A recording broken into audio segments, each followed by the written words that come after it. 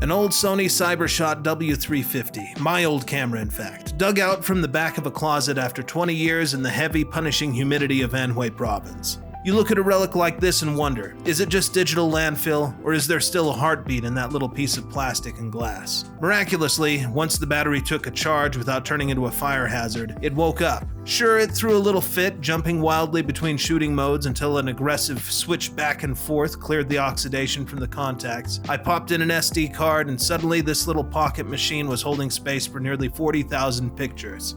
Working camera in hand, I hopped in a taxi hurtling toward the Kunming metro, the driver glancing over like I'd completely lost my mind as I snapped photos with this old digicam. Check out the video, high definition if you want to call it that. The platform was busy. I snapped another photo with the Cybershot, a slice of time and life in this city frozen in CCD magic, and then I plunged straight into the metro and the rhythm of the city.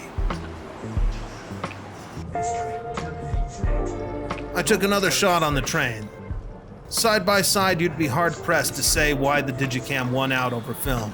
But people worship at the altar of convenience. This era of digital didn't win because it looked better than film. It won because it was instant. No guessing, no dark rooms, just point, click, and immediate gratification right there on the tiny screen. It also slides right into your pocket, something a heavy mechanical film body just doesn't do. Smartphones killed these things off eventually, but back then, this little Sony was its own kind of magic. You need some coffee sometimes. The machine at the 7-Eleven was busted, so the guy handed me a 2-for-1 deal out of sheer pity. I drank one now and pocketed the other for the inevitable crash.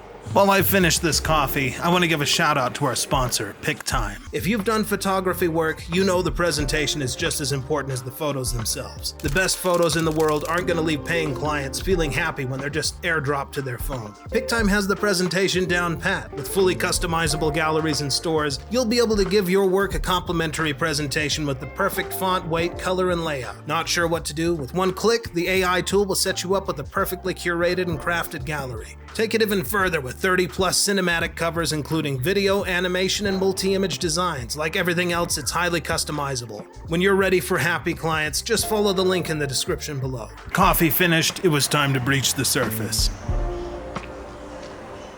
This is where the real city lives. Skip the polished tourist traps for a second. This is the grit, the texture, the asphalt where life actually happens. Right here is where I once bought a ticket for a grueling 12-hour ride on a sleeping bus. All those years ago, even grabbing road snacks from that Walmart that refused to disappear. The photo looks all right. I'm under the layers of the city now for a crossing. The city pressing down from above. The little Sony gasps in the dark. Shadows crush, shutter speeds drag, everything blurs just a bit, but it's what I expected. I jump back on the metro for a switch of scenes, chasing the light. More underground photos. Not bad, but I'm not seeing the magic in that CCD sensor here.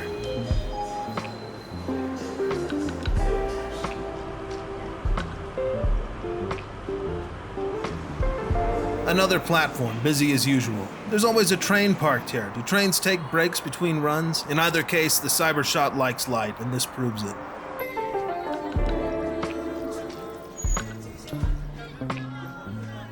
By midday, I've earned a hunger stop.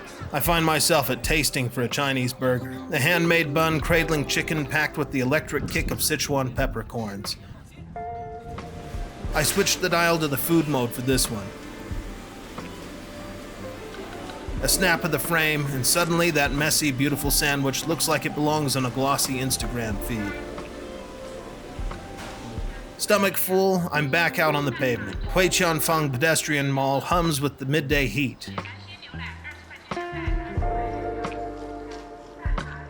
I framed up a local shopkeeper. The guy's a boss, someone who wears authority without saying a word, and the old CCD sensor rendered the scene like a magazine cover, if they were shot on 14-megapixel pocket cams. The W350 captures architecture with a strange nostalgic warmth that takes me right back to my earliest days on the mainland. It's exactly the kind of photo I would have been using this thing for almost 2 decades ago.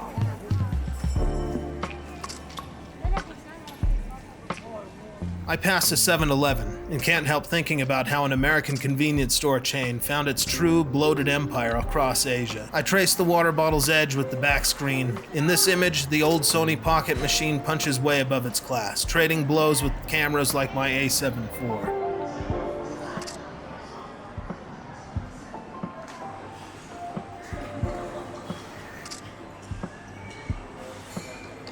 As the day bleeds into evening, I wind up down in the subterranean belly of a shopping center. People chatting, hurriedly eating before going back to the grind. It borrows a page from Nanjing Road or the neon-drenched veins of Hong Kong. The light fades, the shadows turn to grain, and the old Cybershot starts to strain. Evening is settling in and the day is getting heavy. I just needed something uncomplicated and surrendered for a moment to globalization. The Golden Arches. A Big Mac is a Big Mac. It's that same messy, familiar disaster, whether you're eating it in West Virginia or deep in Yunnan. And like that, the day's photo adventure comes to an end. So how did it do? The old Cybershot won't replace your phone, and it certainly won't shoot your next film. But dusting off a 20-year-old relic isn't about pixel counts or modern perfection. It's about looking at the world through an old ghost, just to remember how it feels.